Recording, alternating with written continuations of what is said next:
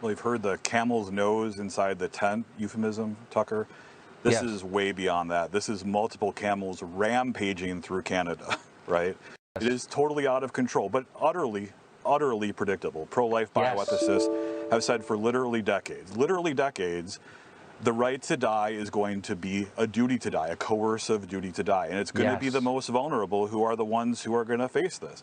And time again, guess who are the ones that are pushing so-called medical aid in dying? It's those who claim to be on the side of these very vulnerable populations. Exactly. So it's time to put up or shut up. Are you on the side of vulnerable populations? Then you're not for assisted suicide or euthanasia. You're not for killing them. Exactly. So who can you be a little more specific about who is in favor of this and why?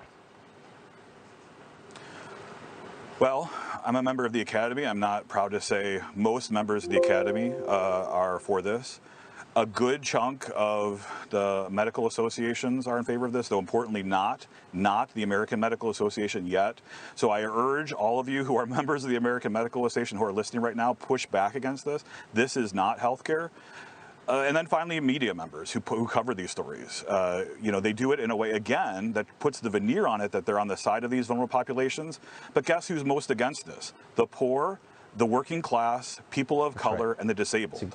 Are we listening to them? We're not listening to them. No, well, we never do, because they're not in the media.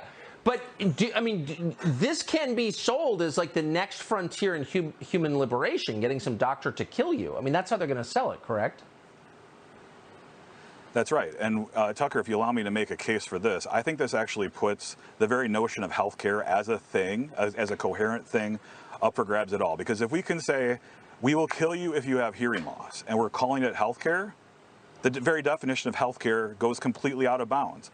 I'll see you and raise you abortion in the case of the disabled. They say that's healthcare, right? Cutting off the healthy breasts of a healthy 15-year-old girl, calling that healthcare.